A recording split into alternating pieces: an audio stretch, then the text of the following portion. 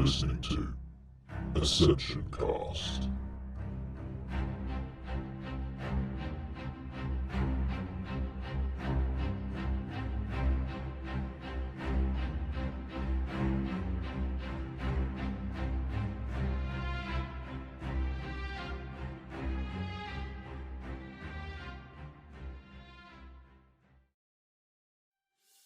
Hello everybody and welcome to AscensionCast, the new Project Ascension podcast that I am starting with my two co-hosts.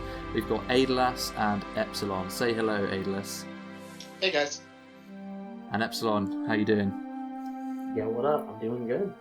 So this podcast is going to be going into so many different topics about Project Ascension. We're going to be touching PvP, we're going to be touching PvE, we're going to be going into specific builds, and of course we're going to be covering all of the new and upcoming news and events that are going on in Project Ascension.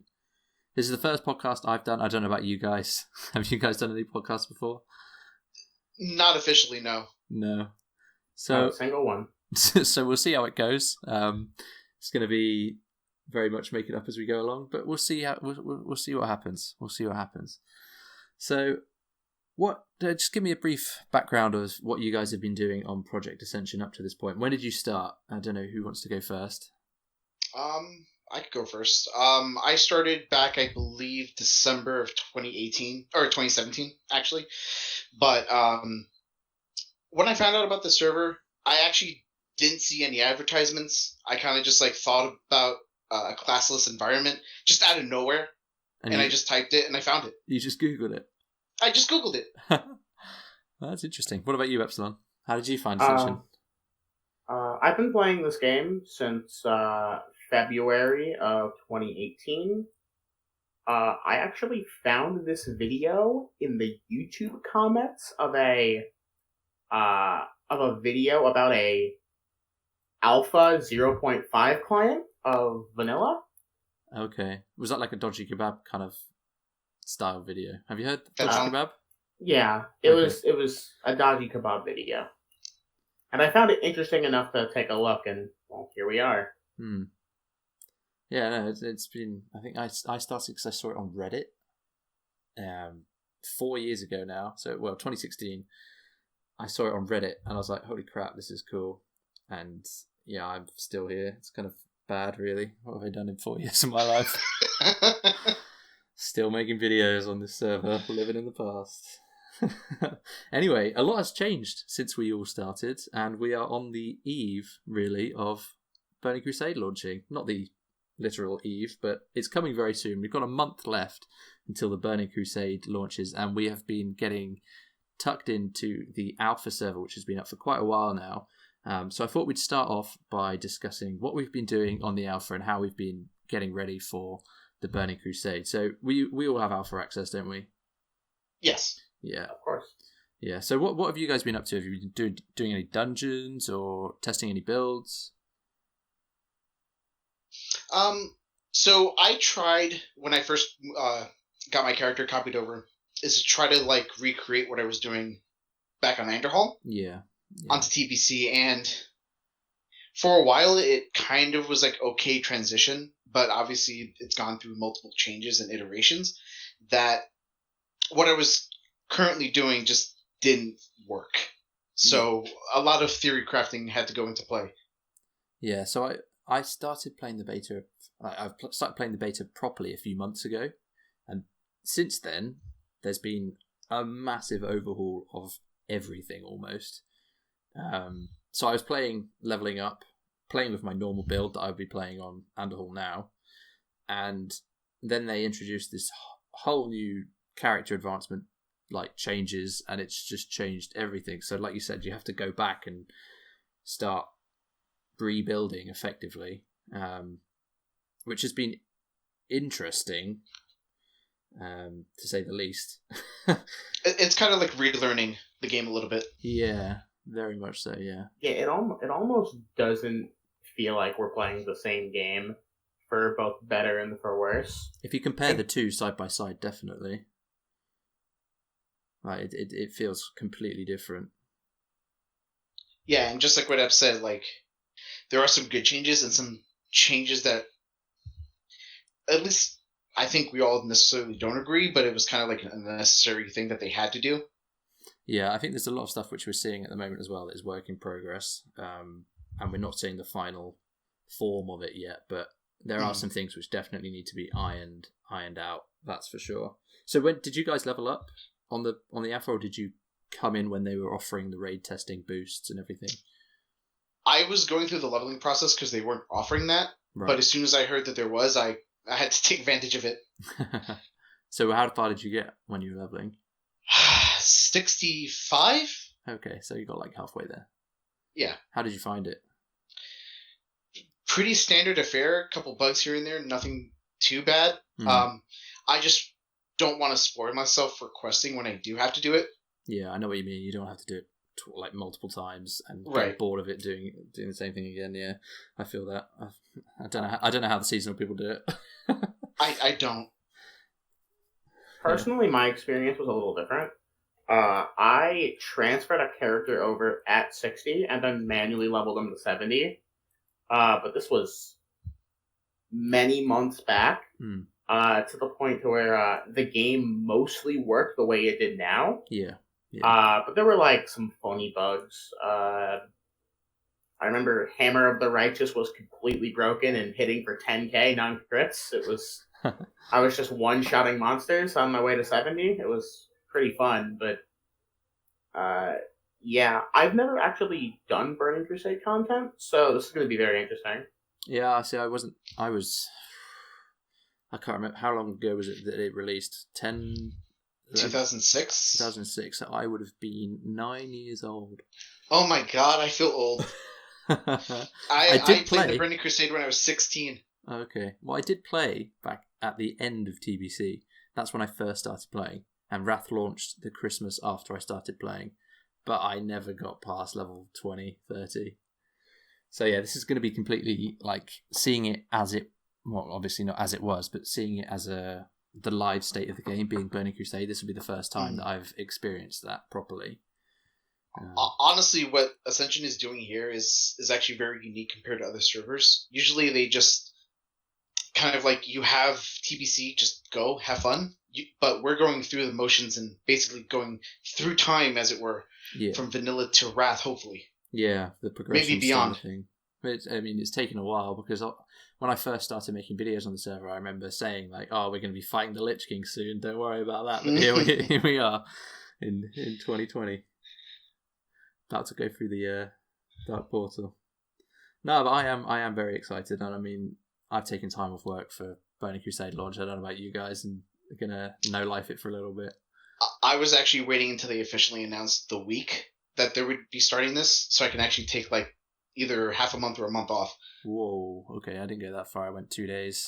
Hopefully the place I work in, I haven't taken a vacation because I was just kind of like holding on to it. I'm like, please let it be just like July or August. I know, yeah. I have been waiting for the date just to book off some time. So the date, for those who don't know, and our listeners out there, it's the 21st of August. That is right, isn't it? 21st. Correct. Yeah. Yes, I believe League ends on the 17th, and that either the same or following week is the official launch. Yeah, so they got a lot to do to end that league and get everyone in the right place for the 21st. But we haven't been given a time. But yeah, that's going to be when the gates open and we all head out to Outland and re-level again and enjoy Hellfire Peninsula. That's going to be fun when that opens. It's going to be very interesting, to say the least. It's going to be a bloodbath. Which is going to be fun. Yeah. Have you guys got, like, have you been, I guess, if you've only been leveling once, at Eps, did you plan out a route and did you follow a route that you're going to be using when you go into the Burning Crusade? Or did you just make it up as you went along?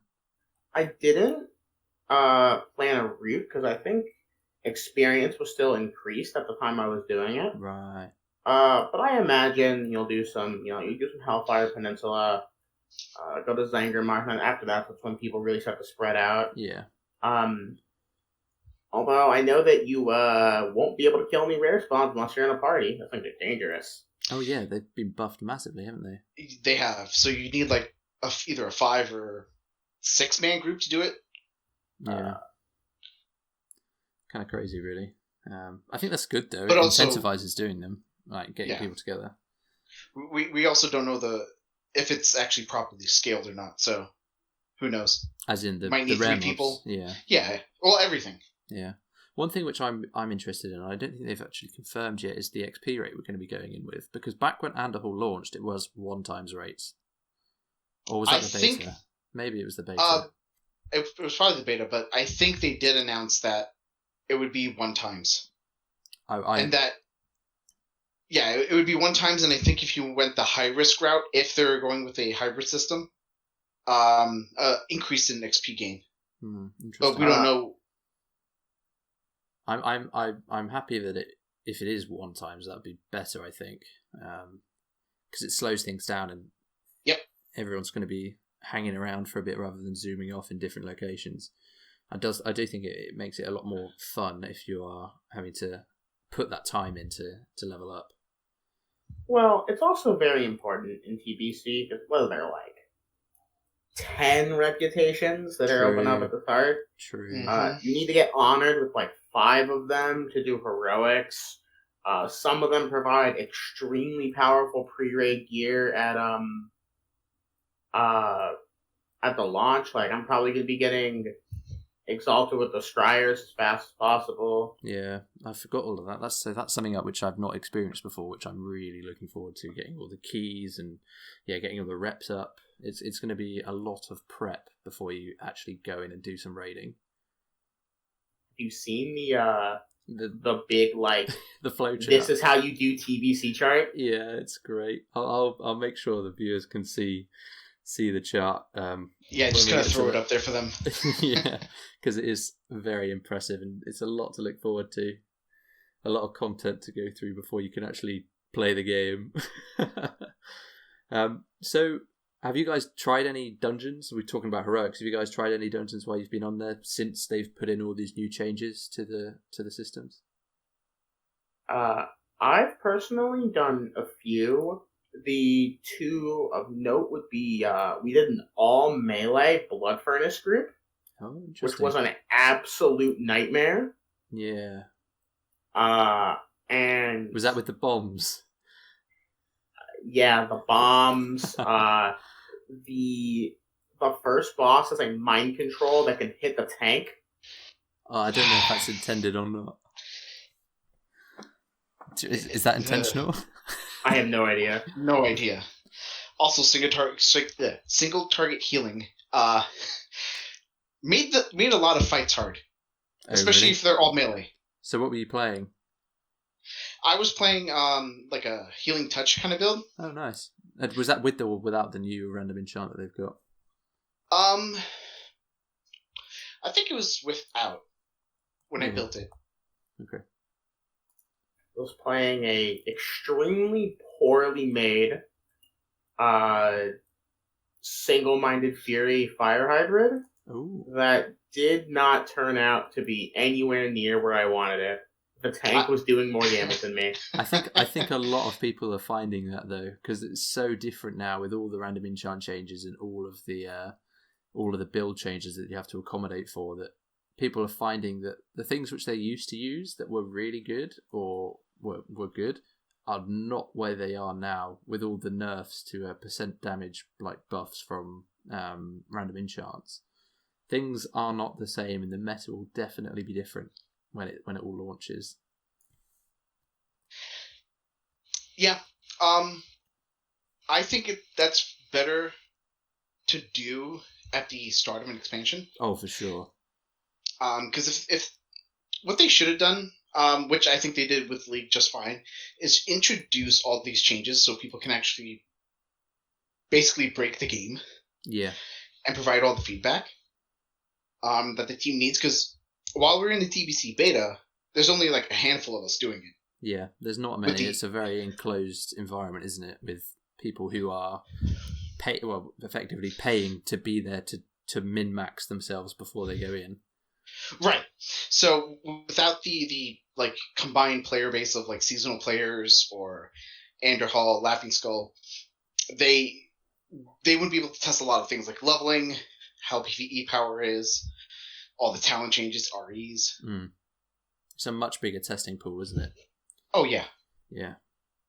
I am, however, afraid that data they get at level 60 may not necessarily be the same situation at 70 due to, like, maybe a skill gets higher base damage at 70 at a bigger rate than everything else. And it kind of just throws certain things off. It will give them a good grounding, though, I think, and they can obviously tune those outliers when it comes to it. The thing I'm worried about is not having enough time to act on the changes that we've been putting out, because they have put out a lot of changes for this league server, and will they have the time to act upon those before the launch, or will it be something that trickles in afterwards? As what we're seeing right now, they are implementing changes live in the sense that, we noticed certain things don't work for this RE, so we're taking the server down for like 10 minutes to fix that.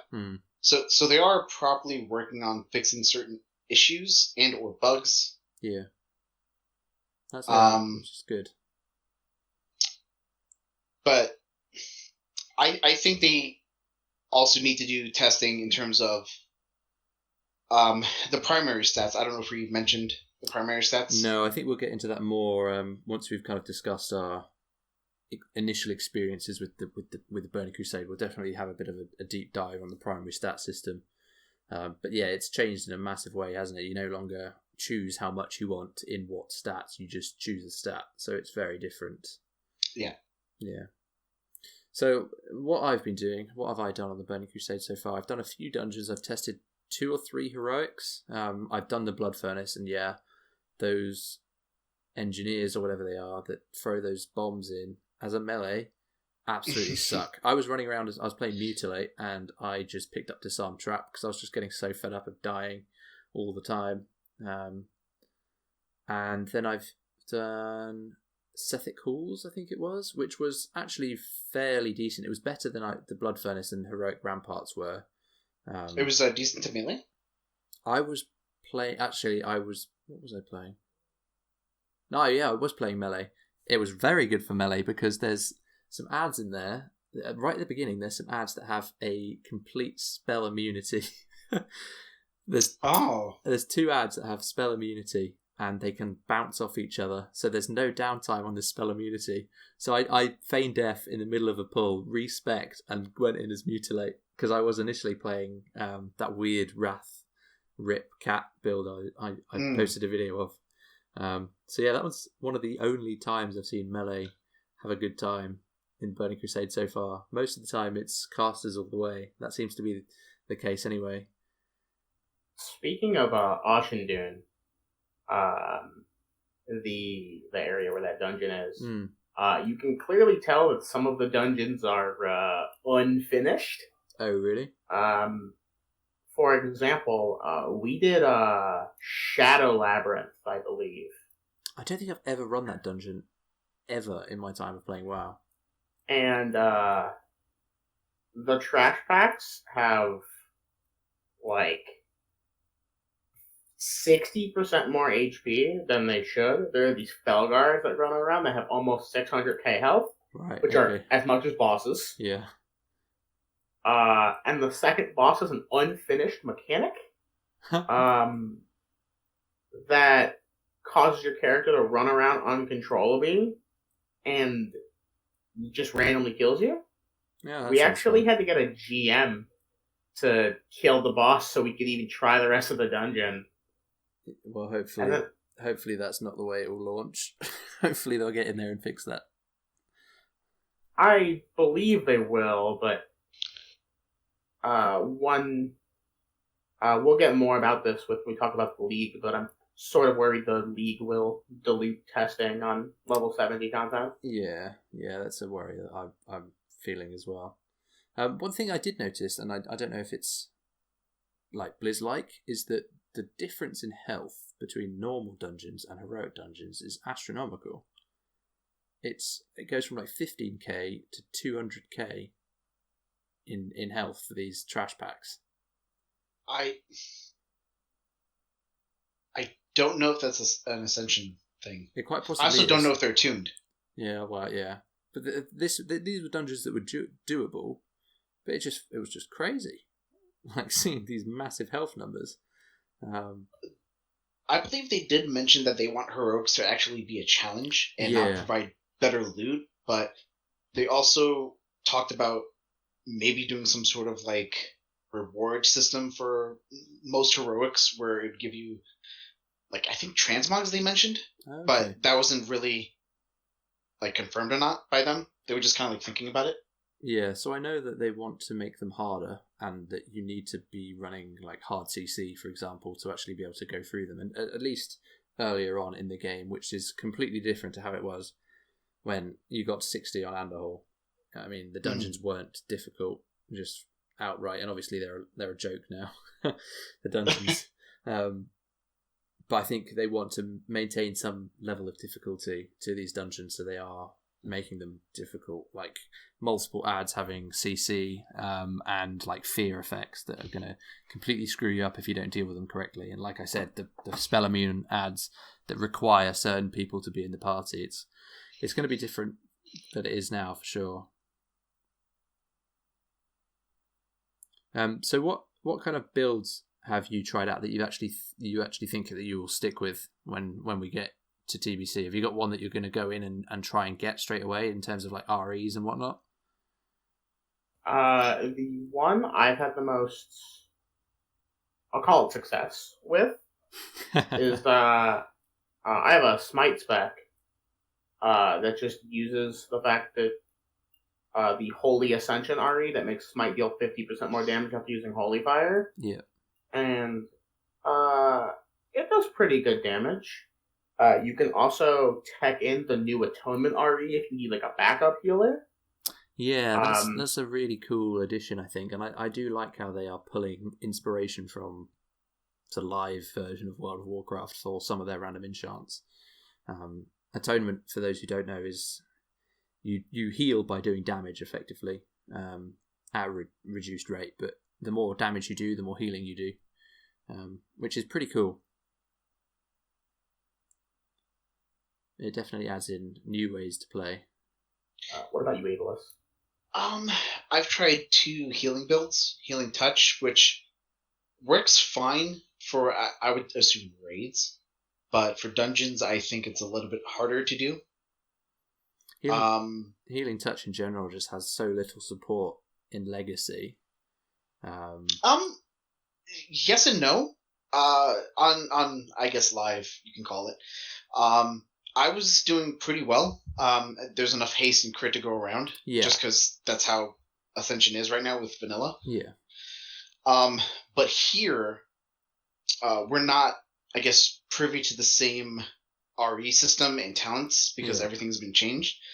But it does decent if you get crits off, like 6-7k crits on it, but at a reduced crit chance. Pretty much. So, what's your crit chance now on TBC? Would you say in your Healing Touch spec? I wouldn't say I'm hovering between 28 and 35. Okay. Without raid buffs or buffs in general, which have been nerfed again as well. Yeah. So you're not getting as much from those. So I think on Anderhall, I'm about 75% without raid buffs crit on Healing Touch. Yep. So the disparity between the two is crazy. And you can really see how hard they are hitting with the nerf bat.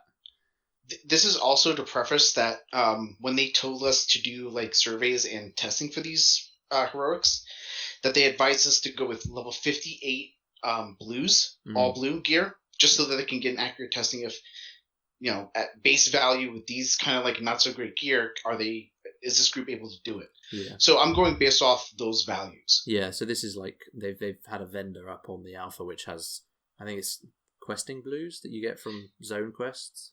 Yeah. Yeah. And we've been using those to test the heroic dungeon. So more than likely you will be in a better state than we have been in the testing period. I would say more likely with I guess the gear we're coming in with from vanilla to TBC, but I think things will be better with new gear, like midway through TBC, that we can start replacing them. Talking about that, by the way, seeing as you brought it up, the gear that we've got coming in, isn't REs being disabled on them? Am I hearing that right? That is correct. I believe at a certain point in the leveling process, or I don't know if it's in general, as soon as you enter Outlands, that you get a thing called remember me from misplacing the name, Twisting Nether or something? Yeah, that sounds familiar. It's a debuff, basically, that disables all your random enchants. It's called Twisting Presence. Twisting Presence, that's right. it. If you have at least one on your gear, it pretty much disables it all. But I don't know if that takes into effect as soon as you hit 70 or right out the bat. And Eps, how do you feel about that? I feel that the itemization changes kind of lead to some specs doing better with how gear used to be, and those are going to struggle with how items work now. Although my information could be wrong, I hear that this effect does not apply in dungeons and raids at the moment, but it may be added to in the future. I've heard that as well, that it's only out in the world that this effect is applied, or vice versa. I'm not sure, but I don't know what they are intending for old gear. So for those who have level 60 gear, expect that you might be replacing it pretty quickly. So if you've got Nax gear, it might not allow you to use random enchants, which are fairly high in terms of power gain whilst leveling. Good note to this. With everything changing in terms of REs, a lot of the REs that we currently know and have will be removed from the game. So if you have them, you will be refunded the cost of each one of those. Is that in terms of the ones on the gear that you have? No, in general. Like if you've learned them, I believe, okay. like in the extracts in the altar, you get the extracts back, and I believe that's it, unless it's also on gear. I don't remember. I mean, I'd be very happy if they gave me all of my orbs back for my 8 different specs on all of the gear pieces I have. That's a lot of orbs. That would be great. There is, I think, a piece of news that they did say, and Eps, you can probably correct me if I'm wrong. If you have any legendaries, the REs will be fine. Oh, okay. So those will continue working with the right, because I believe like things like Thunder Fury for tanking was actually a really big thing for tanks for a while. So I think things like that would be fine. But yeah, any legendary coming out from vanilla to TBC, I think will be fine. So everyone who's got their Atieshes will be using those if they want to. I believe so. That's all right then. So we've mentioned REs and the new REs that they've got coming in. Have you guys got any favourites of the new ones that they've got? Ooh, like, will you be using any for your builds? I had one, but they removed it, and that was the Chains That Bind Us. RE. What was that one? It's like when you cast Chain Heal and you're next to someone else who was affected by it, it casts off a free Chain Heal, like a minor Chain Heal. Oh, okay. But that got removed, so I don't know if they're going to reintroduce that or it's gone forever. Interesting. What about you, Eps? Any new random things that you like? I don't necessarily think I'll be using it because I don't think it has enough support.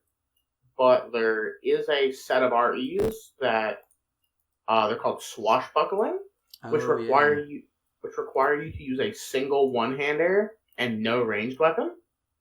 I feel that it does not offer enough power, but I do kind of like the piratey aesthetic. Yeah, that it gives. They've definitely made a lot more thematic enchants. I feel like they're really pushing themes rather than spell power.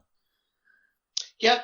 If those themes actually do well and it requires you to pick up like a host of these themes to work together to make something work, that I'm fine with. Yeah.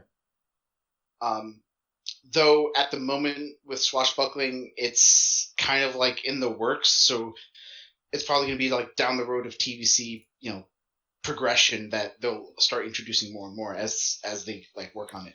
Yeah, and it's definitely good to remember that we won't see everyone using all of these different random enchants to start with. A lot of things get better with better stats and gear, so things will start opening up per se when we get further through the expansion. You might start seeing some different builds coming into play that weren't previously available to use because of the stats that we had. Some of the ones that I like, I don't know if they were legendary to start with, but there's epic REs that reduce the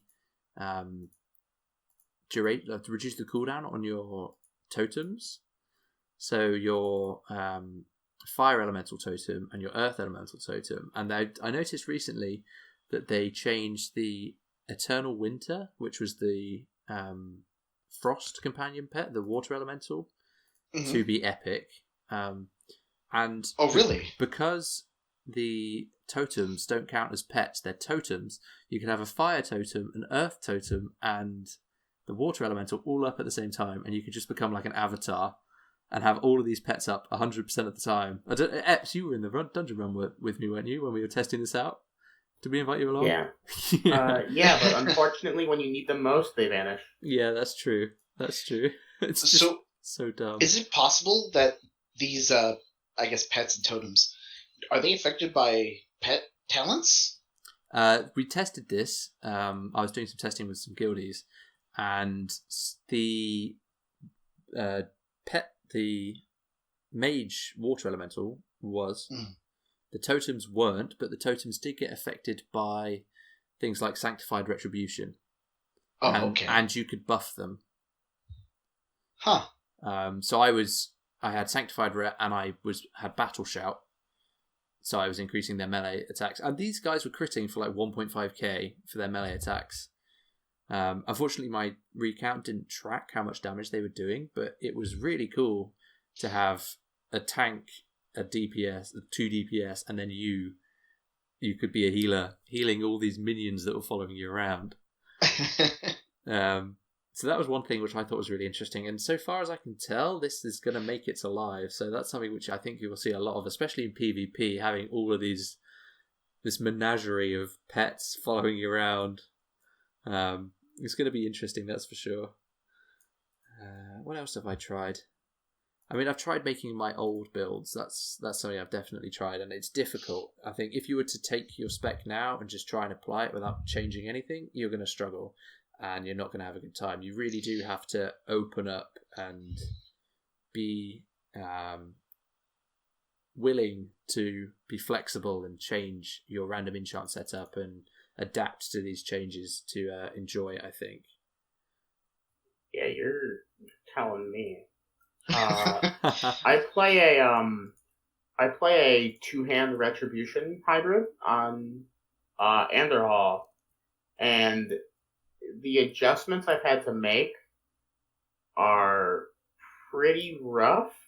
I'm not going to say the spec is like unplayable, but it doesn't deal enough damage in respect to the amount of mana it requires. Like, I have like 15 AE, maybe a little less than it, just devoted into trying to not run out of mana. Yeah. And these are all in the blues that they give us. Yeah. So I don't. Sorry, Epps. Why do you think that it's so bad compared to now? Is it just because the random enchants that you used to use gave so much power per point, or was it something else? So hybrid as an archetype is the archetype that I'm gonna say abused converting stats into other stats the most. Yeah, of course. We use like mental quickness to convert attack power into spell power, mental dexterity to convert intelligence into attack power. Some would even go as far as to pick things up like survival of the fittest to make not survival of the fittest. Touched by the light? No, the hunter talent. I'm sorry. Oh. Hunter versus wild? Hunter versus wild to make it so everything but spirit gives you attack power. And then you just have, and then you're using the shaman next here, so you get spell power from that as well. And you're just like, I'm this giant ball of stats that uses like percent damage and percent stat REs.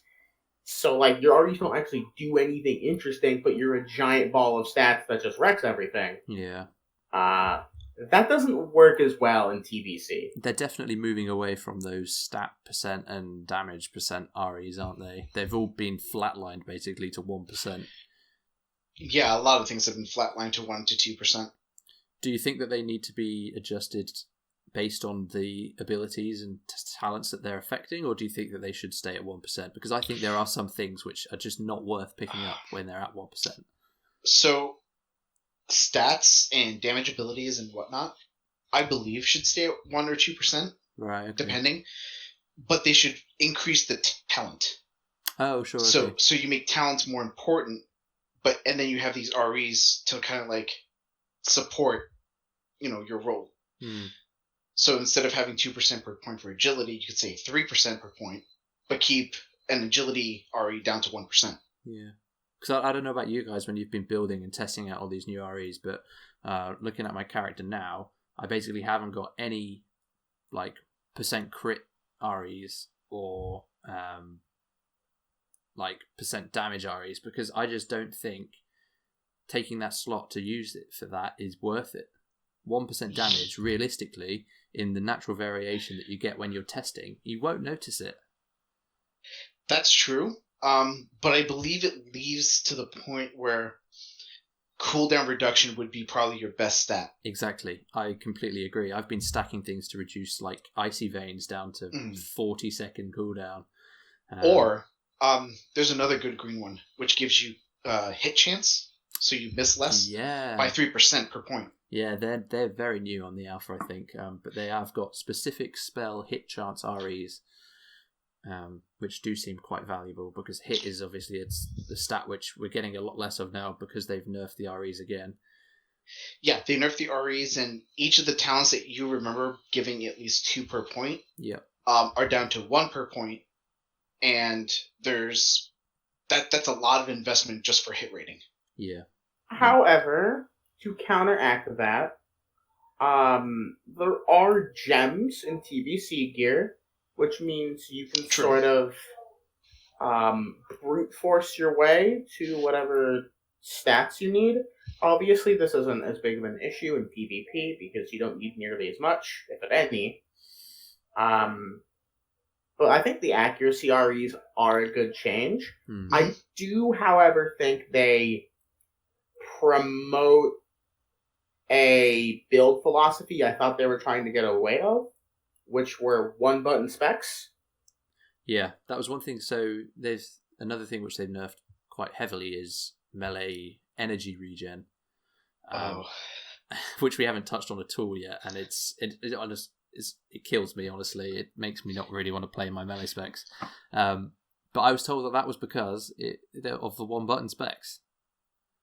But trying to force you to use a button that you don't want to press just for the sake of actually pressing a button to make it so it's not a one-button spec, for example, it doesn't feel better than just pressing one button, does it? No. Like, I'd rather press backstab because I want to press backstab than just toss in a raptor strike just because I don't have enough energy. So, I know Epps is going to disagree with me on this. I have no issues with one-button specs if it makes sense. Yeah, I completely Things agree. like Mutilate, you want to press Mutilate. It's a talent. It was pretty much like a staple to use. I understand things like Frostbolt probably would be an issue because it's just literally pressing Frostbolt.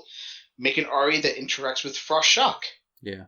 So it forces you to just kind of like weave between them. Yeah. I mean, but the caster specs as well aren't as badly affected. So the one-button caster specs aren't as badly affected as the melee one-button specs were because of this change. And I was told categorically that it was to reduce one-button specs. This is for Cat and for Backstab. I honestly don't have an issue with it. Eps, I don't know if you have a different opinion on this, but I feel like nerfing things that would otherwise be singular press spells would nerf a lot more than just that one specific spell. Yeah. I think it depends on the spec in general. For example, if you nerf Mutilate, that's only going to nerf Mutilate. But if you nerf something like, I don't know, Cut to the Chase, an RE/talent that used to restore the duration of Slice and Dice if you use a finisher. The RE is only 20% now, and I think it's epic. Yeah. And who's going to rely on a 1 in 5? Who's going to rely on a 1 in 5 chance at this point?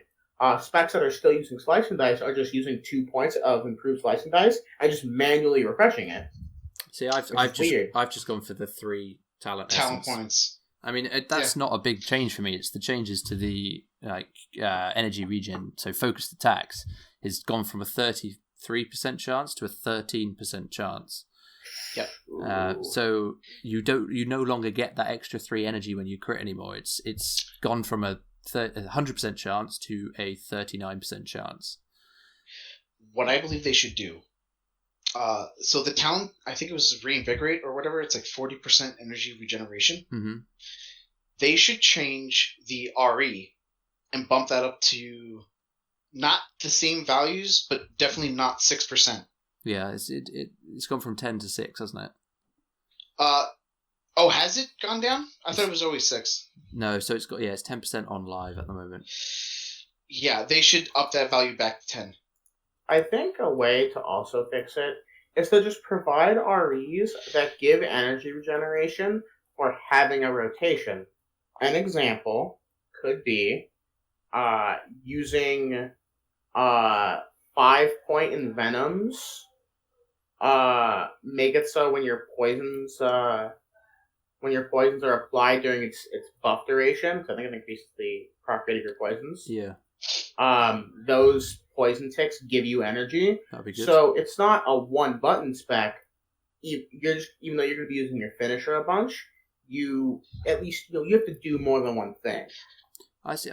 The way I think they could fix it is if they don't want people to use one button, they need to promote using other buttons rather than just nerfing the fact that you're using one button.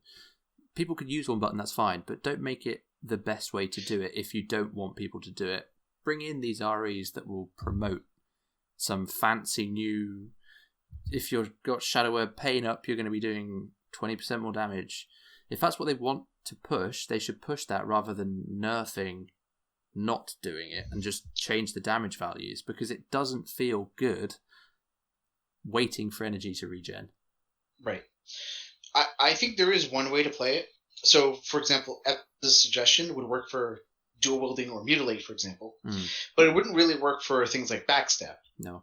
However, if they implemented a swashbuckler RE that allowed you to get, I don't know, I'm thinking top of my head, like more energy based on doing X, but you only have one weapon allowed, your backstabbing is going to be fine. Yeah. Because you're losing an offhand weapon. Yep. You're also losing a bow. That's 2 RE slots and stat sticks. But for the energy regen, it'd be totally worth it. Right. I mean, the flow that you get, especially now on live with these high crit percent, so you're getting a lot of energy through that, which again is another reason why energy's been nerfed, because you don't have constant crits feeding you energy. The specs play fast, and if you're capping out on energy, then you're losing DPS, so you're just constantly doing something and you're keeping interested and constantly increasing your damage that way. But now you're waiting and it's so slow, it doesn't feel fast paced like you would think some kind of energy based melee spec would play. Right. And just to preface this all, this is the builds I've done with blues, so crit is obviously going to be extremely poor.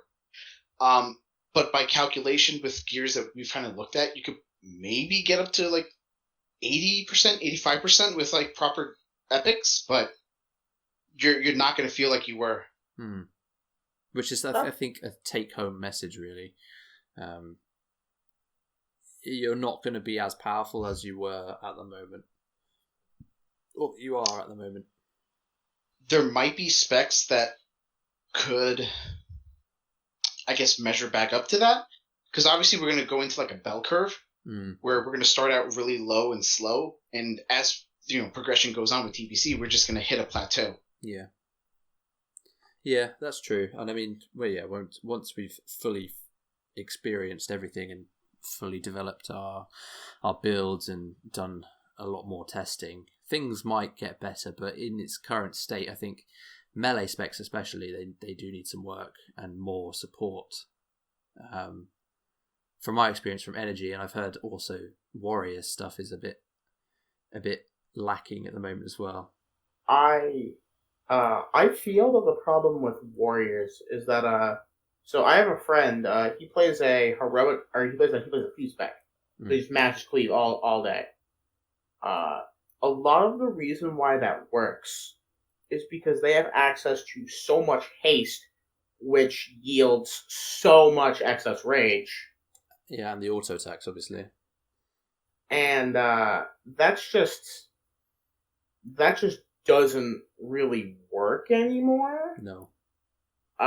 Given that, well, things like there's nothing quite like Eskander's Right Claw in TBC, and there are a few blacksmithing weapons, aren't there, that give pretty high haste procs, but obviously it'd be, because we're at level 70 now, the haste value would be lower. But there are a few haste proc weapons, I think. It's that, but also the amount of haste they give is actually just lower. Eskander is 300. Yeah, so 30%. And Drake Fist Hammer, I believe it's called, gives the same haste as Empyrean Demolisher, which is 212. I think they actually have the same exact proc, and also the proc rate goes up as you upgrade the item, and you can't get the third tier of item until Serpent Shrine Cavern comes out. Right. Yeah. So some specs that were very much item based are going to be changing a fair amount. Cleave is the one that comes to mind. I can't think of any other specs that really are. TG. Yeah. I guess TG has always been fairly subpar until the end of it. At the end of tiers, when you've got the better loot. Yeah. Like, people have only really started using TG when they've got Might of Menethil. And speaking of TG, for those who don't know, in TBC at the moment, unless you pick up a specific RE, things like Whirlwind and Bladestorm do not hit with your offhand weapon. What? Yeah, there's an RE that allows Bladestorm and Whirlwind to allow the hitting of offhand weapons. Otherwise, Whirlwind hits with your main hand. So I saw there was an RE that does that for Bladestorm. Is that not what happens now? I don't really play Warrior specs. So you'll be hitting with both weapons with Bladestorm. So there's an RE called Flurry of Steel. That makes it so your Bladestorm now hits with both weapons. But if you look at the tooltip of Whirlwind, the original ability, Whirlwind itself, unless the tooltip is wrong, hits with both weapons. It's mostly Bladestorm, but Bladestorm has always been a high impact burst ability, especially in PvP. Yeah. Yep. Yeah. I don't know what we're going to be seeing in terms of, are we going to see those TG monkeys running around smashing everyone in PvP come launch? Honestly, from what I'm seeing in terms of PvP, and I'll just preface this, I'm not too big on PvP, but I do appreciate that it's here. I do see a lot of casters more often than TG. Yeah. Oh, okay. What, in Burning Crusade? Both, actually. Oh, okay. But I think it's going to be more so within TBC, just due to the cross ability nature things, like you mentioned, like Shadow Word Pain increases X damage. Yeah. Yeah. Right, so, as we mentioned, there are lots of new systems and changes to how we are going to be building our characters. So we've got the Build Architect, which is a complete overhaul to the character advancement panel. We've got the the scaling of ability essences and talent essences on abilities, and things like the stat system and the new REs, which we've probably talked about enough. So what do you guys think of the Build Architect? I've actually made 2 or 3 builds. I think the creator side is extremely clunky and needs a little work, but the actual application as a player is phenomenal. See, I completely agree about the clunky side of things. I've only heard good things about it from people, and I think compared to how it is now, it's so big and it takes up so much space, and you can't open things like your character advancement panel to see your stats, and there's a lot of things lacking. I think it could be shrunk down a little bit, and I don't know what about it feels clunky, but compared to how it is, I guess it's just what you're used to. But having to like double click things and accept things when you want to learn it every time. Oh, my bad. I thought you were talking about the hero architect. Sorry. So yeah, the hero architect and the character advancement panel as well. The character advancement panel is fine. It's a little slow, but the clunkiness is what I was talking about. Was putting a build in, like talents and abilities for every level. Yeah. It just takes forever. Yeah. But once you actually activate the build, it'll automatically learn the abilities. Won't rank them up for you. That's fine. It'll automatically learn the abilities and learn the talents. You can even do things like have it save your talent points from 36 to 40, so you can get 5 ranks in the talent immediately. That's very clever, actually. Mm-hmm. So I haven't tested that while leveling yet. So I guess you've tested that on League? Is that what you've seen?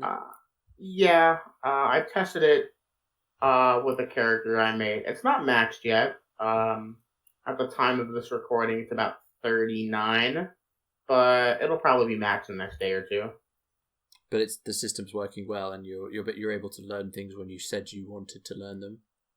Yeah, system works absolutely perfectly as far as I can tell. Well, that's pretty good. I do know what you mean about the clunkiness of making the specs, though, because when I've been trying to save builds that I've made so that I can reuse them at a later date, it does take a lot of clicking and the menu disappearing when you're putting in random enchants, and for some reason you've got to choose what armor type you use, even though it makes no difference. I think they should just remove the armor type. Weapons could stay because maybe your build is focused around like daggers, fist weapons, and swords, etc. But you shouldn't need armor type. Yeah, it doesn't add anything. Like, sure, I'm wearing cloth armor, but really it's the stats, isn't it? Because we can wear anything. I think. Sorry, go on. I'm sorry. I think the idea was that, like, if it's a caster spec, they're saying you're most likely going to be used cloth. Although there is caster leather, mail, and plate for all the paladins out there. It just seems a bit redundant on a classless server where you can wear and do anything. On a side note, they include like quarterstaves, but they don't include caster offhands. I'm guessing that's because they don't have a weapon skill. Possibly, yeah. That might be how they do it. But it's the way that they've introduced it. I think it definitely will help newer players in terms of the hero architect and how it all works. Do you guys think it will be beneficial for new players? Because I definitely think for those who are completely lost and don't know what they want to do in the game, it will definitely add something for them. I would say yes. Especially if you're like well known within the community, they could like, for example, I'll plug in your videos. They could just go into the hero architect, type in Tommyruin, and see all the builds you've done right there and then. They don't have to switch between the game and your videos. Go through the website, try to rebuild it. It'll just be right there for them. What about the views, man? What about the views? What about likes and subscribe? Hey, good thing about the hero architect, you can upvote your favorite build. Yeah. No, I do think in that regard it would be quite useful because, like you said, you don't have to alt-tab and constantly be going between your browser and you might mess it up. Right. It definitely helps with that. The thing that I'm worried about is people won't think anymore about what they're doing. And I know I can't really talk because I do make build videos, but what I try and do is explain why I'm doing things. And I feel like people will just load up something and that's that. They won't think about it. They'll just do it, and that won't make people think and experiment and test and try and make something new. I feel like that might be lost a little bit. I agree. The big part of how basically information should be something that should be given like freely, but things that otherwise wouldn't be very, I guess, displayed on a tooltip or whatever. If you're in a guild that happens to have played for a long time and have tested and brute forced a lot of builds, would know the ins and outs as why this build wouldn't work. Yeah. So it provides a community reason to join a guild. Maybe not just for raiding, maybe for PvP, but at least you'll be able to pull information from veteran players who have been around for a while, who could share that knowledge. However, you do have those people who don't want to join a guild, who just strictly PvP, for example, and don't want to associate themselves with any particular guild, which is fine. Let's say they have a pretty good 1v1 build, but choose not to share it. Now, that's fine. They don't have to. It's their choice to do so. But now things like that is lost in translation, and most people would lose that power and, I guess, edge behind it. Yeah. I don't know about you. I think that it's a great thing for new players, but I feel like if you were to give a new player my Wrath cat build without any explanation, what are they going to do with it? Like, it works so well if you know how to play it, but if someone was to just pick it up and have to muddle through and try and work it out, I don't know if someone could. I might be underestimating the average new player, but I feel like you need some kind of background as to how it plays, and maybe there's a section on the Hero Architect I haven't seen that allows you to upload some kind of written guide, but it doesn't provide the backing that would be needed for some specs. There's a description, however, even though it says it has a cap of 1,000 characters, it only has a cap of 125. Right. I believe that if that were fixed, you could have a short guide of, maybe what the rotation is, maybe why you chose a town over another. You obviously only have 1,000.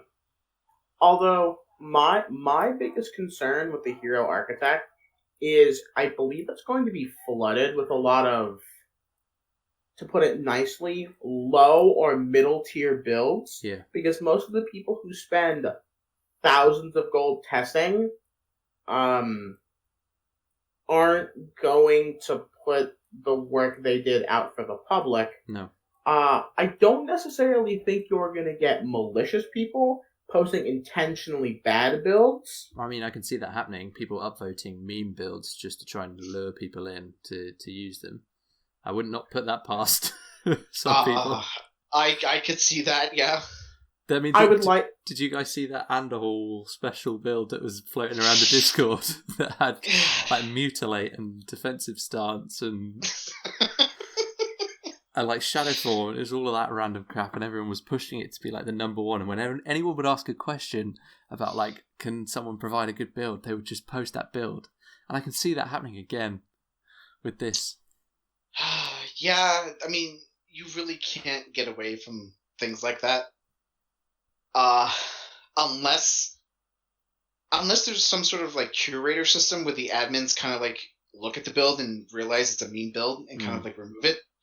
But then again, we don't know if the devs actually, I'm not trying to be mean, play their own game or know what kind of like the meta builds are. There needs to be a properly curated upvote and like proper community driven. Well, even community driven can be broken, but some way of moderating it. Is there a report? I don't think button so. For builds? There's an upvote button, but I haven't seen a downvote or any reporting. Yeah. I think maybe reporting on a specific build should be there. Just because it's community, I guess, driven. That obviously you don't want like meme builds in there. But then again, you could just have a bunch of people just report something that's actually good and get it removed. I don't know. Yeah. It's a weird system because I think a lot of people, like you said, don't want to share the stuff that they've put so much time and gold invested into creating. I mean, Epzilon, when you are testing builds, how much time and money, no, not real money obviously, gold do you spend when you're testing to try and make a build work? It's easy to spend hundreds, if not thousands of gold on Underhall. Yeah. Even like testing minor differences. Oh yeah, the amount of times where I've unlearned a talent just to relearn it and then unlearn it again, it's astronomical. This could be, in my opinion, this could be considered a little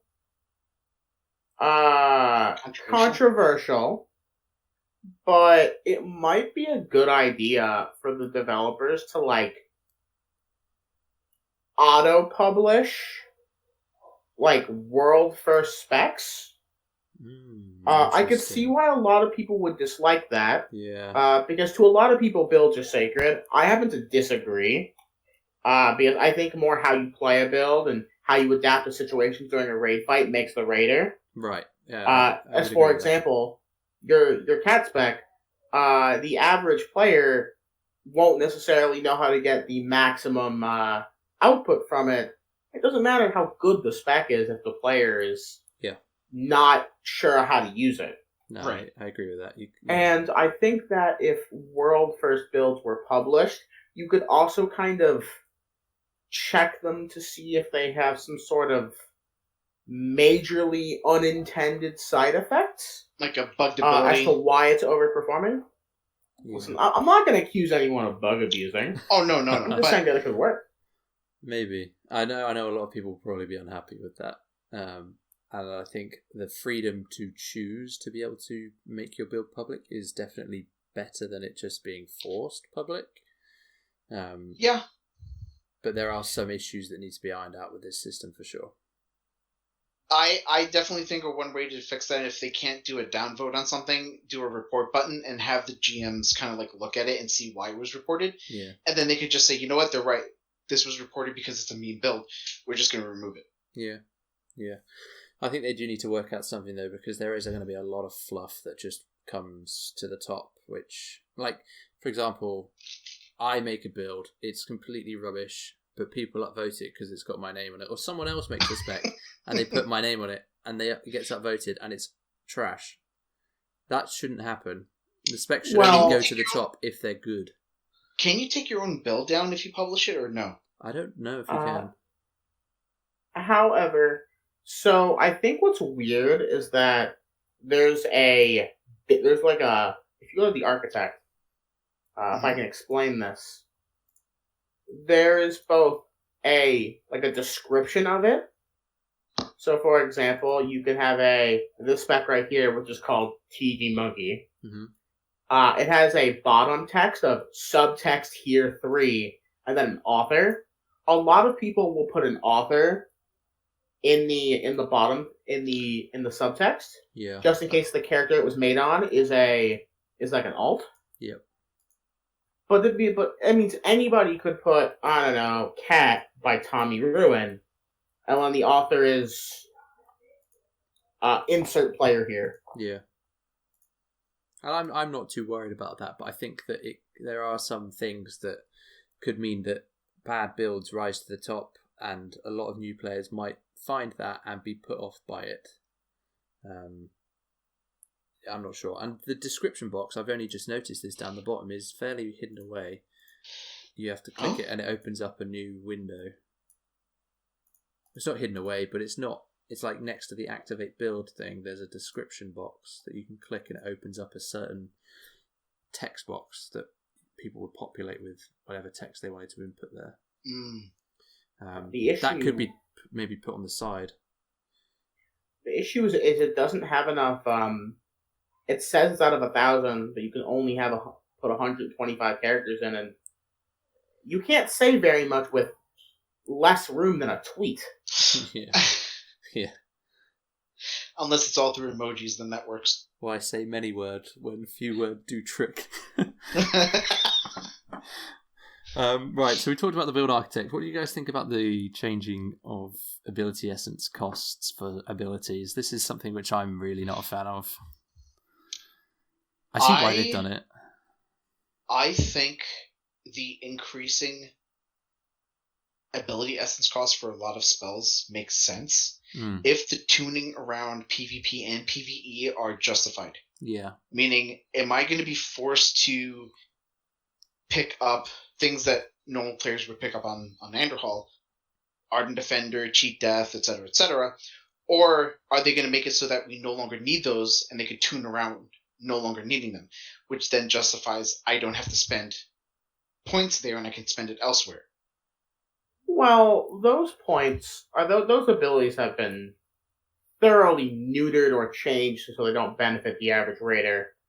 I happen to think it's a good thing, but only if they balance fights around not needing 30% less area of effect damage at all times. Right. There are a lot of fights in Naxxramas right now that highly benefit from it. Yeah.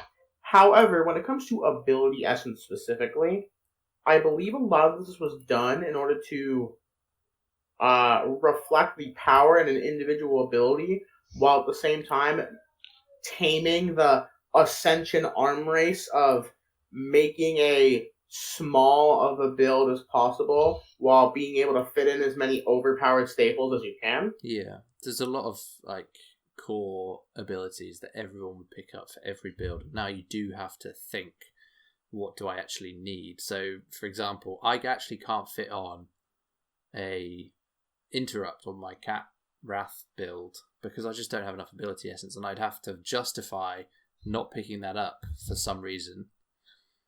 So you do have to think about it more. Did you pick up a pummel as a cat? That doesn't work anymore. It doesn't work anymore. No. Yeah. No. Is there any other interrupt besides Maim. that? Maim? They've also changed Feral Charge now, I believe, that it has an interrupt portion to it. Okay. So if you were to pick but that requires Feral a Charge, talent. Yes, exactly. Yeah, it's a talent point. Huh. The main gripe I have is we're going to end up with less stuff than we had at level 60, and we've got more points to spend. So you're at level 60 now. You've got 60 talent, 60 ability essence. We go up to level 70. We're going to have 70. Am I right in that? We have 70 ability essence on a blank spec. But we're going to get less abilities with that. And sure, you don't need 100 abilities to be good at the game. But not being able to pick up everything that you would have picked up at level 60 doesn't feel right to me. It kind of feels like you're going into TBC with less power. But yeah, if the balance is done right and rating feels exactly how it needs to be without it being too punishing, not having certain things, then I'm okay with it. Yeah. But I'm not seeing that at the moment, which is why I'm a bit apprehensive about this. Because so do you guys play retail at all? Have you played retail? I haven't played retail since Trial of the Crusader. Okay. What about you, Epps? I haven't played since the first tier of Kata. Okay. So I've had the most recent experience. I played in Legion, and I started Battle for Azeroth.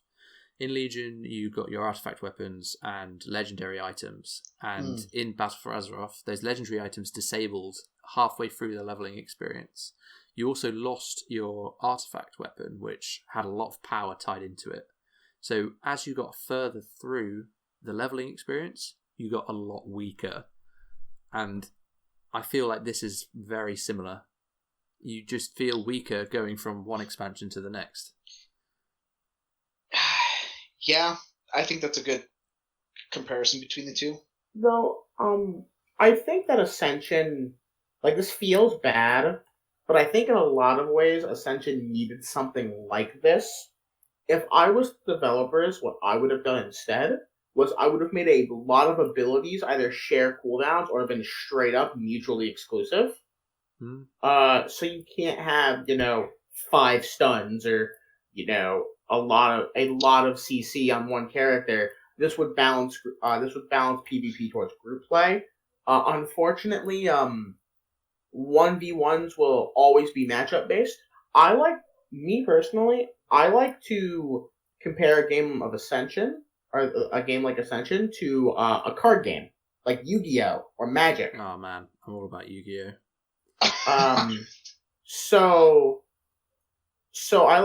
So builds, for those not well versed in card games, like Magic or Yu-Gi-Oh, it's more a Yu-Gi-Oh problem.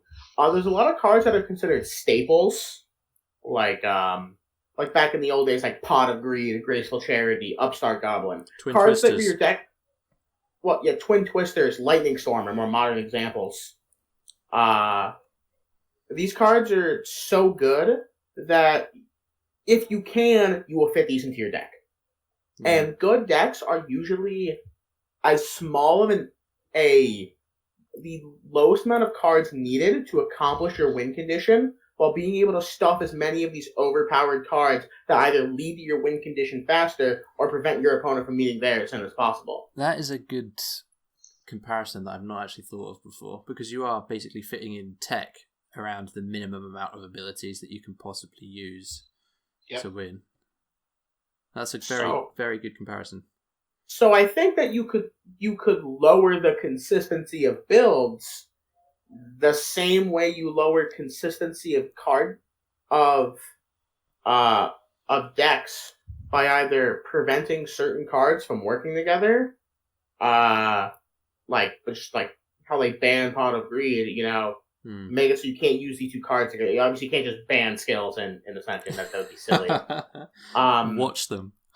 Or maybe they could just that could be a fun league idea. They just ban a skill per week. Or all those one-button specs are screwed. Or you just make it so if you're not going to make abilities mutually exclusive, you make it like, I don't know, charge, intercepts, and feral charge cost 2. But if you take another one, that one costs 4. And if you take all 3, the third one costs 8. So abilities just become prohibitively expensive if you want to be really good at something. Yeah, that could work. It would require a lot of back-end work that they probably would be. And that's why I don't want to do it. Yeah. I would think the easiest thing is to make certain abilities mutually exclusive, where just like there are certain abilities now where it says this does not share a cooldown with X. Yeah. Or this one shares a cooldown with X. They could also tweak DR, which at the moment no stuns have DR with each other. Yeah. I don't think that's entirely true, but there are a lot of stuns that should share DR do not. Yeah, that's what I meant.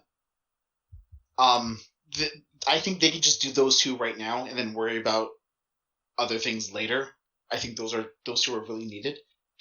And same thing with certain builds and talent trees could also work that way, so that if you're one stat or the other, you're not getting gimped because you're not picking this over the other. Yeah. Did we talk about the stat thing in the Not yet. Architect? Not yet. We'll get on to that. I'll just say that if you didn't understand any of that card game stuff, you need to go buy yourself a box of Yu-Gi-Oh cards and get your game on. Any recommendations for channel steps? No, what do you guys play Yu-Gi-Oh? I used to, like, the first few years it was really hot. No. I got back into it recently. I think the game sort of hit a critical mass point to where the game is simply too quick. Yeah.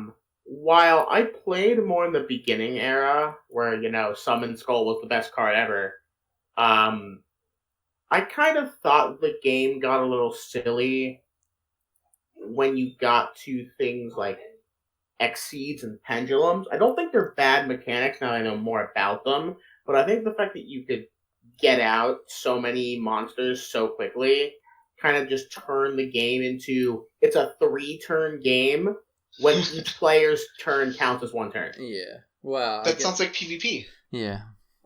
We can discuss that on our Yu-Gi-Oh podcast that will start next week. So yeah, the stat allocation stuff. I haven't really thought much about this. Obviously it's there now, and I think the only thing which I've obviously put some thought into is casters, and will they go strength or will they go intellect now? And I think they definitely will be going towards intellect, like you would expect for a caster build. I would agree with you. I think it would be a good idea, not to cut you off, my apologies, to actually explain what the four systems do.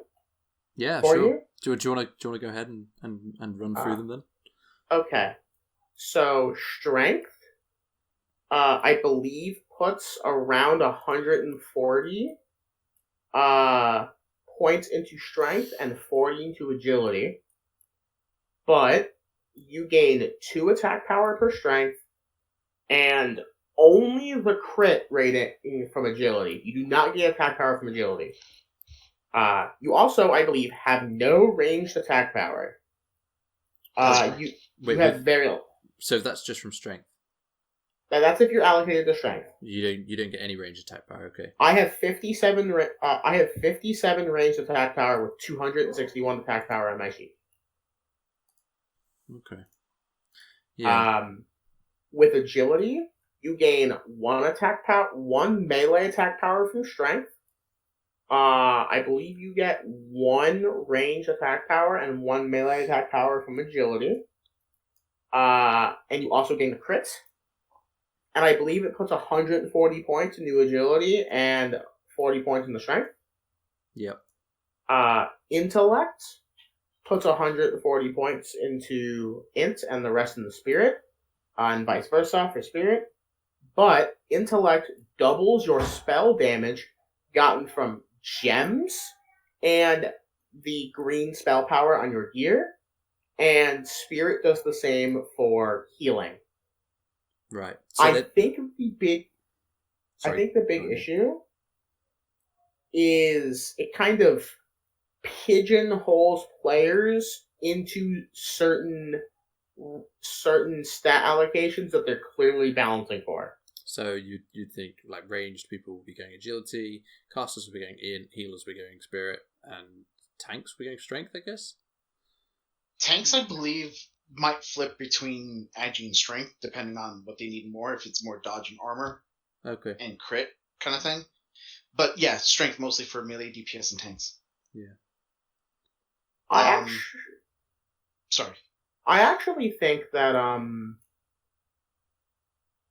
strength is a real issue right now, because a lot of gear, especially weirdly enough, pre-tier 6 paladin tier, has strength, agility, intellect on it. Intellect is fine because you can convert it with mental dexterity, but if you're not agility based, there's a good portion of these stats that just don't do anything. Yeah. Which is weird. So oh, sorry, go on. I'm sorry. To go on with what Ep said here, I had asked them, I guess when they were starting to introduce the 4 systems, strength, agi, and spirit, to also include 2 additional ones to kind of round out and kind of fix with what Ep was mentioning, where you can go strength int and then agi int. Oh, interesting. And obviously it wouldn't be as strong as just a pure agility, I guess, player, but at least you'll have the hybrid options for both enhancement and retribution respectively. Yeah, I was going to ask about hybrids, Eps, and where they sit currently.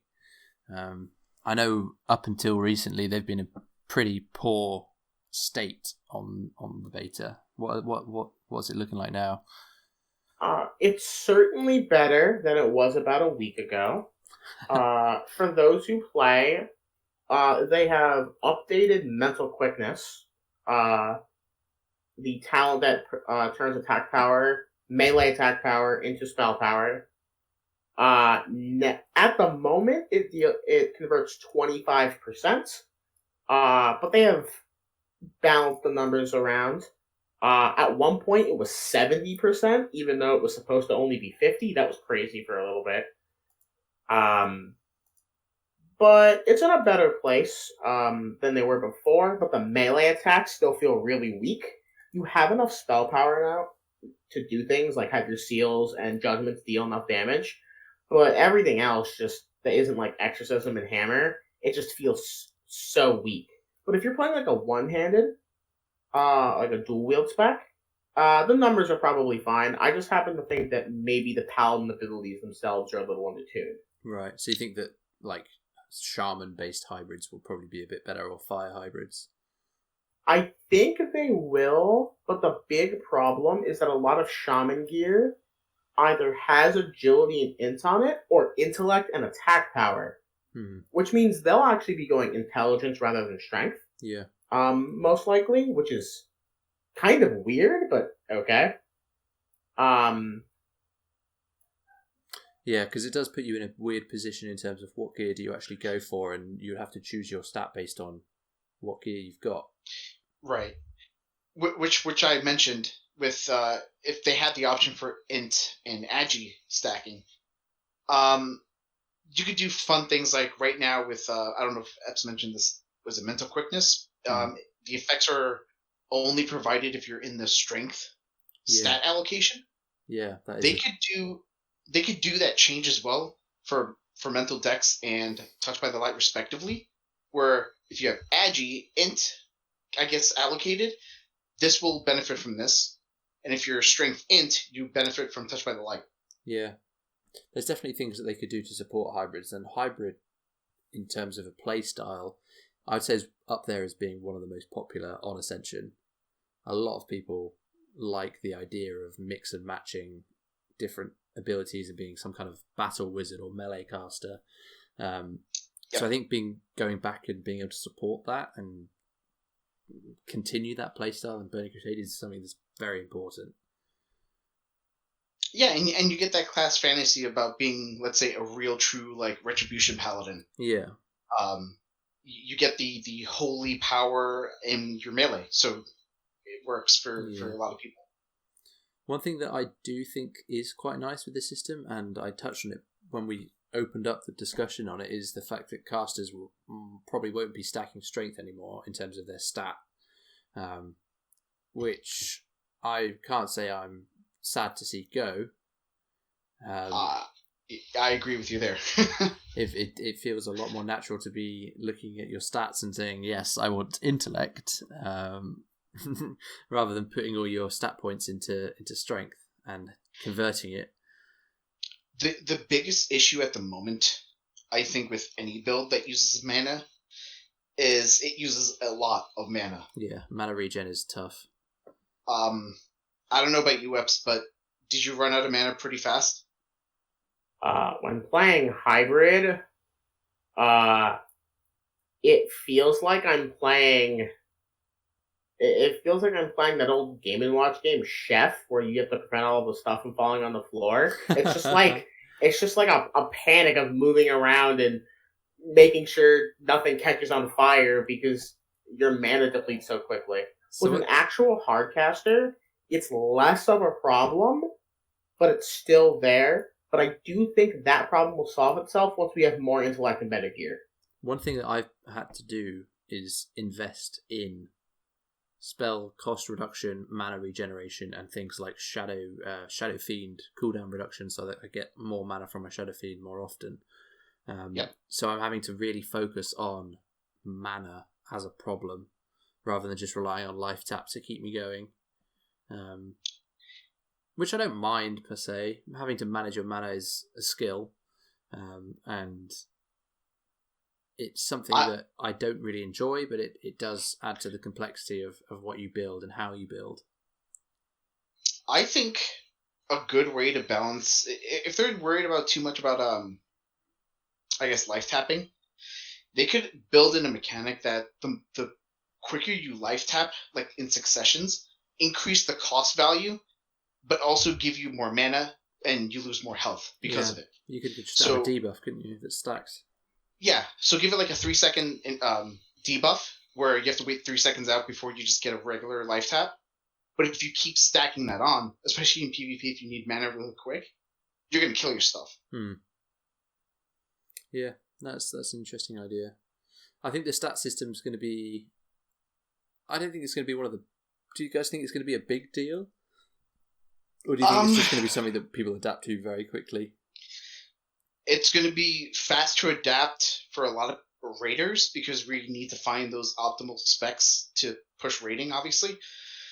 There will be apprehension for a lot of builds because there are certain people who want to play Hunter, and if Hunter's bad, they're just going to feel bad playing anything else because it's like, I really want to play Hunter going into TBC, and now I just feel like I'm hitting a wet noodle. Yeah. And do you think that's mainly down to the stats stuff then? Not so much. It has to do with a little stats, but more so the, I guess, RE changes. Right, yeah. Talents, I believe, might be in a good place, although certain things might need to be tweaked, increased, or decreased. but the big ones are REs. Yeah, I mean REs are massively different. We could go on a whole episode, I think, just about RE changes. Going back to talking about mana and casters, there are a lot of general REs that I think are probably too good. So I don't know if any of you have tried Eldritch Knight. Yes. So I was using Eldritch Knight as a caster, as my legendary, because it was better than a lot of other options, just keeping my mana up. And Pendulum, which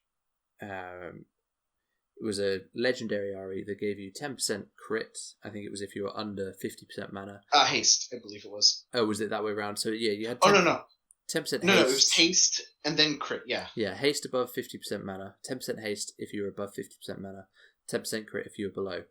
And I noticed most people were running that as a legendary because it was just so good and it fit into every build. Yep. It's the same with Eldritch Knight. It's a general RE that you could put in anywhere and it would still do its job.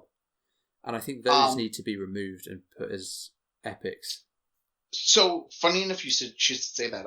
Pendulum actually was reduced to an epic. Yes, yeah. Pendulum was, but there's some which I don't think have been. And these general REs, I don't think they have a place as being legendary anymore. Right. Eldritch Knight is was recently nerfed. It was. So what was it? 5% mana per hit is now 2. Yeah, it's not as good. So it's 60% worse. Yeah. So I agree that it should be put down to an epic. And I don't know if you've recently heard about some certain changes. You can no longer place epics and legendaries on weapon slots. Why? Oh, so to swap weapon swapping. To prevent weapon swapping and or snapshotting. So you can't run Pendulum, and then you're running out of mana, switch to Eldritch Knight, get your mana back up, and switch back. Interesting. Oh, well, that's a good change, I think, really. I am fine with that change, because now it forces their hand to create weapon-only REs. Yeah. Which they said they're going to do. And they have been removed, haven't they? Because they removed things like Crusader and Life-Stealing and Fiery, which were enchants, but they'd also made an RE version of them. Incoming Mongoose? Oh. They need to make one for each, because you have to have something for casters, hunters. Yeah. And if they do that, that might fix a lot of specs. Or it might not, I don't know. I think that it's time to change those forged weapon REs. Yeah. Because the way they work now is they have the worst type of scaling, where they deal after armor damage that's reduced by spell resistance, which is like the way those like random, like Thunder Fury, how it does like extra nature damage. It's like actually extra physical damage. Like it's extra nature damage that's put on the weapon swing and is reduced by armor and spell resist. It works like that, and it's absolutely horrible. It's never worth using. I don't even know why they're rare. They should be common, even though there's no commons left. Yeah, they were always really bad, weren't they?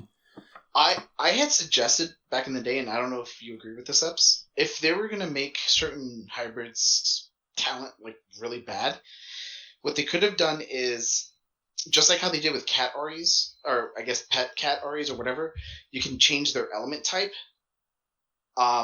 So your pet could do all arcane damage or all fire damage kind of thing. Do they work? They work. Not that great, though. Yeah. What they could do with these forged weapon REs is, I believe, make it scale normally with spell power and attack power.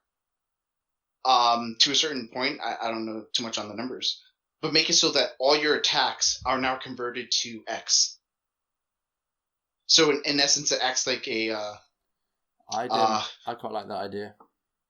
So like Shadow Warrior, here we come. Exactly. So everything you do, whether it's auto attack, abilities, or whatever, is all converted to that type of weapon. Yeah. You have to be very careful with that sort of mechanic. Sure. They might have to give a % damage drop, because you have to remember that if an ability does shadow damage, it ignores armor. It's why that one random hunter pet in Vanilla WoW was extremely overpowered. I think his name is Lupos. Yep. He did shadow damage on melee instead of auto, and he like 3-shot warriors who were in plate. And it was great. Yeah, back in vanilla when everything was balanced. Quote unquote. Right, so yesterday, or it's not yesterday for me now, but a few days back they launched the pre-patch mini league, which is like a seasonal server effectively. It's going to last a month, and it brings in all of the changes that we just talked about to the vanilla content for a larger testing pool. So we're doing vanilla again, 6th time now. Wait, 7th time. 7? Yeah. If we include normal servers. Hey, don't forget there was Cenarius. Sorry, yeah, but if you think about all of those as one time, and then you've got Season 1 to League 1 being the other 6 times. So this is going to allow people to test all these changes that are people who haven't got the beta. What do you think about this the league? Do you think it's a good idea, or would you have preferred a beta test on the existing realms?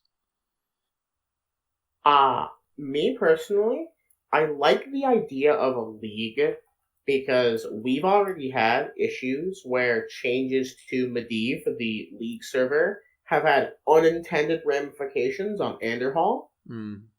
Because they're adding Flex and later Heroic to all of the vanilla raids.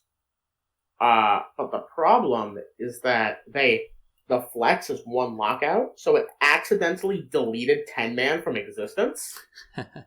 So we had to have a GM come in and hotfix this issue, or we wouldn't have been able to do our raid last night. Do you think, though, that if these changes were pushed to Anderhall, with Anderhall being the intended recipient of the changes, do you think it would be a problem? Like, if you were expecting these changes to occur on Anderhall, would that be better than having a separate realm for it where everyone has to start again? That only would have been an issue, or they only would have been an issue in our case, because we're in the middle of finishing our 4th Atish. So that could have thrown everything off and could have been bad. Yeah. But other than something like that, I'd welcome it. Raids are getting sort of boring, but this does bring up probably my biggest complaints about the league. A lot of our characters have been around 2, 3, and some of us more than that years. Yep. But the league is going to have Heroic Naxxramas gear. Yep. Now, according to the developers, Heroic Nax will be unveiled at a very similar time on both Anderhall / Laughing Skull and the test realm. But it feels strange in a bad way that characters that are less than a month old could be as geared or more geared than a character I've been working on for over 2 years. Right. I guess it's elitist. Yeah, you could say. I know what you mean. It could be elitist, but for people who have put that investment in, worked towards getting all this gear, and then for someone who it might not even be available to us to be able to get this gear in a month. So for this league season, they've got double drops and lockouts every 3 days, and also 10 times the amount of combination drops that you get on legacy servers. So you could deck out a character in full bis in a month if you wanted. If you saved up all your commendations, waited for the Nax vendor to come out with 10 times comms, you could get anything you wanted, go into Burning Crusade with full bis from vanilla in a month, which to me devalues almost everything that people have been working for on legacy servers. Well, that's just kind of how seasonal works in general. I guess you have to think about your own personal achievements. When you first cleared through Kel'Thuzad, or you first killed Kavoon, those are the things that matter. Yeah, you are right. It is a kind of elitist mindset, I would say, because you feel like you've worked harder for the stuff that you've got, but I think it is still a mindset that's pertinent, and people obviously feel it for a reason.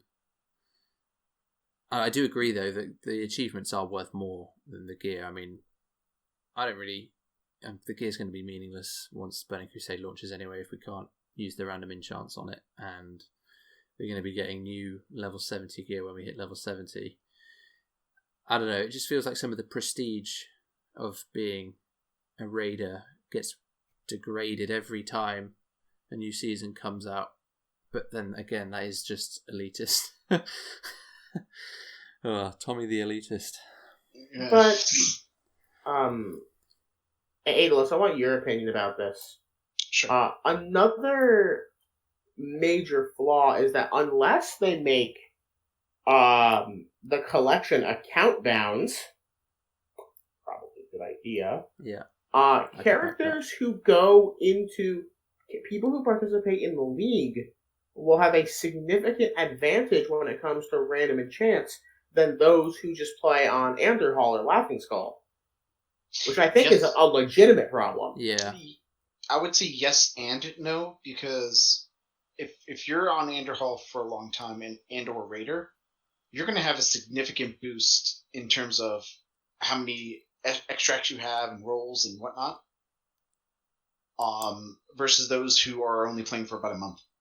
You would in terms of the currencies, but the new random enchants, with the massive increase in terms of the pool of random enchants that are available, those people can get all the good new ones and either monopolize the market of getting them or have an advantage in terms of some people might not. Well, obviously, people can get hold of them. There will be a market for them, but they will have the upper hand in terms of they can get all of the stuff that they want in that month, whereas we have to play catch up. Yeah, that is pretty bad. However, I would suggest that the devs look at the entire list and realize that rolling like 100,000 times on hasty greens is a bad idea, because there's a lot more greens than there are blue and epics and legendaries. Yeah. That they should unlock all the greens, which either like reduce cooldown, crit, etc., and just unlock them for everybody. Yeah. And take them off the rolling chance on the altar. I mean, it would give people a good introduction to the system as well, because they'll have something ready there for them to play with if they were a new player. Right, exactly. Yeah, I do think that is a legitimate problem, and that would go some way in terms of helping it, because the pool that you have to deal with would be reduced if you were to have all of those green random enchants to start with just out of the box. Because if you have 1,000 REs, but 550 of them happen to be just greens that otherwise don't do anything for you, you're just going to sit there rolling infinitely until you find that one blue finally. I mean, I'm just going to be rolling and mainly to get extracts and probably try and buy the ones that I need, because there's no chance in hell that you're actually going to get something that you want. I believe you're going to get your extracts back for REs that have been deleted. Yeah, you are. So, for example, I'm like level 200 something on my altar. So if I have 200 extracts, I have plenty of gold. I can just buy all the REs I want. But at the same time, if they made the RE list account bound, I could play on Medivh. I believe you get green REs if you find a gear. You find gear with on, or you equip an RE that has a green RE. You just learn it in your journal automatically. Oh, okay. That would sort of fix the problem.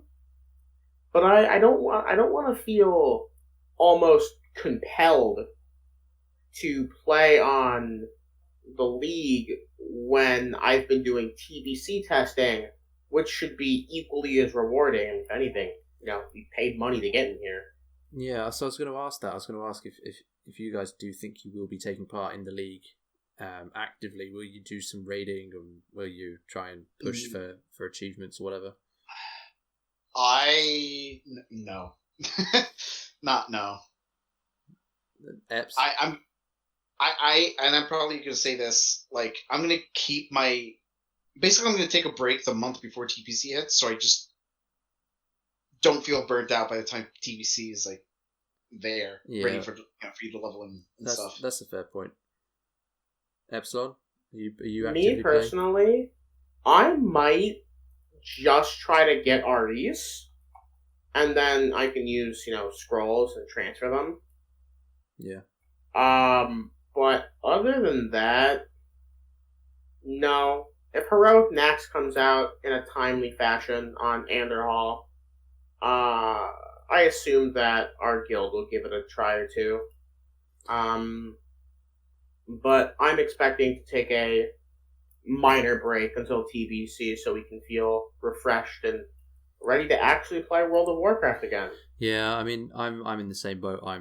I logged on today and made a character, and my sole intention is to try and pick up as many REs for the build that I think I'm going to be playing come launch, so that I don't have to spend time scrounging and scavenging for the right REs when I actually want to just be doing dungeons and actually playing the game, which is where I think that advantage will come in to those people who are playing the league.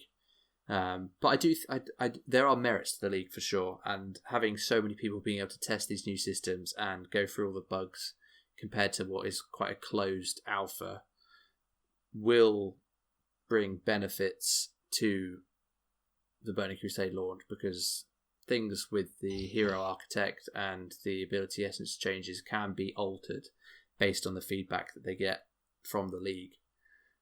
My only worry is that players are going to want to play what's active and current, and obviously the alpha's going to get wiped come launch. So will people... Well, I've noticed it. I'm logged in now. There's no one there. People aren't going to want to test the Burning Crusade content anymore. So they're going to lose that testing base to the league. Yeah.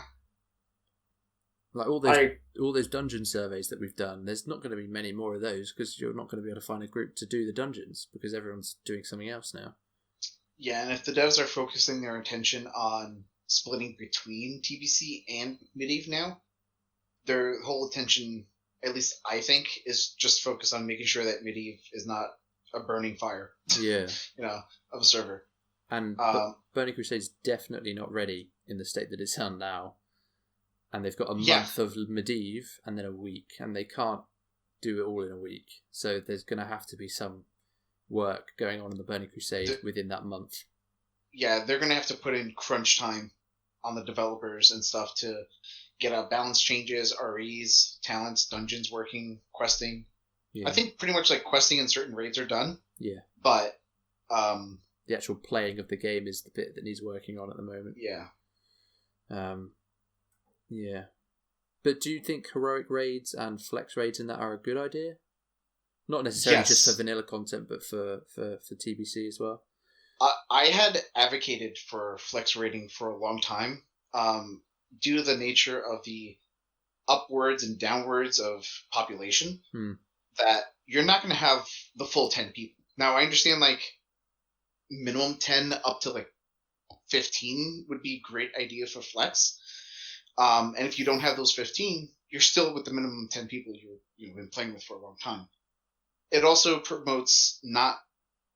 Like, I'm not a big fan of sitting people to like, not do anything, and you're just, like, wasting time, in my opinion. Now you can actually play with those, like, 13 friends you have. Yeah, it's great for those, and for if you have someone who's turned up late, you don't have to just say, sorry, you can't raid today. They can jump in and join you for the next boss. Right, exactly. It's a great system that I think Blizzard did a good job of introducing, and I think this is the first private server I've seen that's actually introduced a flex raiding system, and it works. I mean, I've tried it. I did Karazhan with it, and it works. If there are others, I haven't found any. Yeah. The only one I know that has like under flex raiding, meaning like 5-man dungeons, but they're like all raids, is TBC 5-man. But that's it. I've seen that one of advertised, but yeah, I haven't seen any that's kind of variable and dynamic that changes based on how many people you've got going in and out. Yeah, it's a good system. Heroic raids, I'm a fan of. I don't think there should be two difficulties though. 10 and 25, or if there are, you should only be able to do one lockout. The only thing I would like from heroic, so this is how I think about it. There's, in my opinion, 2 different lockouts, but the same loot, and only additional loot or heroic versions of the loot is like doing like heroic or like activated heroic boss modes. If you know what I mean, like right. So you like press, you press a switch and you press a switch, or like Algalon from like Wrath of Lich King. Yeah. That kind of thing. Like normally it wouldn't be open in normal, but if you do it in heroic, he's unlocked. Yeah. Okay, I see what you mean. Yeah. So you think that heroic should just give more loot, and then there should be an optional double heroic that gives heroic gear?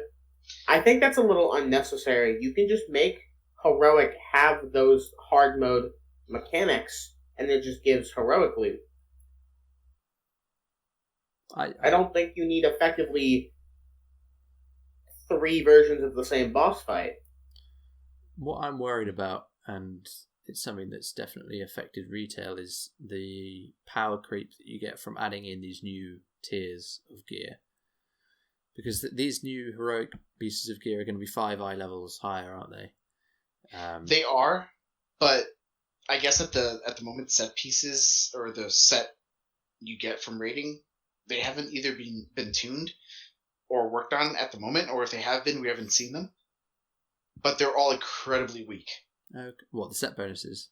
Yeah, the set bonuses. Yeah, I guess in some way as well, they're not building upon the last heroic set piece to make the next tier. So tier 5 to tier 6, they've already been made. The gear's already there. It's not like they're going to base tier 6 off the heroic tier 5. It's already there. The heroic tier 5 is just going to be 5 eye levels higher than heroic than tier 5, and tier 6 is going to be what it was initially anyway. So there won't be that kind of power creep there, but there will be some overlaps, won't there, in terms of the bits of gear that you want from each tier. You might be, instead of what would have been all tier 6, for example, you might now be mixing in your heroic tier 5 for progress. It also makes certain chase items, like in vanilla, it was stuff like Dragon, I think it was Dragfang Talisman. Yeah. In TBC, it's the infamous Dragon Spine Trophy. Mm-hmm. Now there's even more reasons to do Gruul's Lair every week. Yeah, you got heroic as well. Heroic. Yep. Dragon Spine Trophy. Yeah, it's gonna be interesting. I think you will get guilds where they've got more than 10 people. They have a flex team, which is their main team, plus the extras, the socials, and then they have their heroic team, which I think is a great thing to be able to do. You can have your social raids with everyone, and then you have your core, which will go in and do the hard stuff. How it's tuned, I think, is going to be big, because heroic is, you don't want it to be just like what it is now, and then your flex is like LFR difficulty. You want heroic to be a challenge, and you want flex to still be a challenge, but more available for everyone. I've heard people say that flex is going to be like LFR difficulty, and obviously you guys probably haven't played LFR, but it's just a joke. You don't have to do anything. I think that Ascension, in my opinion, seems to overtune the start of raids. I remember there was a particularly big sore spot where AQR was harder than BWL, despite the fact that almost all of the gear it produces is worse. They said it was to give raiders a challenge, but I think that they can kind of not do it as much anymore. So, like, maybe heroic AQR is as dumb as AQR was when it first came out, and maybe only a little nerfed over time, if at all. But then you can make regular AQR a more intended difficulty experience. Yeah, I can see where you're coming from with that, and I think it will come down to how they end up tuning it, isn't it? And I mean, Nax Ramos I think was a very good raid, and we finished vanilla on a pretty good note. So I'm fairly confident with how they're going to tune things coming into the Burning Crusade. Yeah, I think one of their most balanced raids was Nax, and how they tuned tier 3. Yeah. They are not going to do the same type of tuning for the set pieces to like pigeonhole people for 4, 5, and 6. But I think tier 3 was like a good like jumping point or like springboard for them to make 4, 5, and 6 just not pigeonhole you and actually like enhance your current build without forcing you to play certain abilities. Yeah. Because Ahn'Qiraj Temple was way too on the nose of what abilities they wanted you to use. When you have the hunter set, like it's basically a melee hunter set. And there's like no ifs, ands, or buts about it. It's like, oh well, I guess melee hunters. I mean, there was the range. It was good for range hunters too, but like they put a lot of love into melee hunter at that point in time. The Enigma set with arcane missiles. Yep. Yeah. As soon as they nerfed, or I should say changed, tier 2.5, and they changed all of the Blackwing Lair trinkets. Arcane missiles just died as a spec instantly. Yeah. Because the spec only worked because of the random items where they had that supplemented it. Yeah. They don't want that to be a problem anymore. So they want to make set bonuses more generic. I've heard they are going to change set bonuses, but they're not going to be nearly as extreme as they were in AQT, and they're probably going to be less powerful than the Nax ones. Because if the Nax set bonuses weren't disabled, why use tier 4? Heck, why use tier 5? Yeah. No, I Why see use tier 6? Yeah, very much so. Right, I think that is probably a good place to wrap things up, guys. We've talked about a lot of topics, and I'm sure things will develop over the next few weeks leading up to TBC. We will be back within the next few weeks with another show. What the topic will be, I'm not sure yet, but I'm sure we can come up with something. I think if you guys could leave any topics that you think you'd like to hear discussed down in the comments section, that would be really good. And if you have any questions in upcoming podcasts, we will have a question segment. So if you have anything you want to ask, then definitely leave those down in the comments section. But I'd just like to say thank you guys for listening, and thank you Epzilon and Aidalas for joining me. I think we've got a good thing going here, and I hope to see it continue in the future. I do too, and thank you for having me. This was fun. Thanks for having me. Yeah, right, and I will see you guys next time.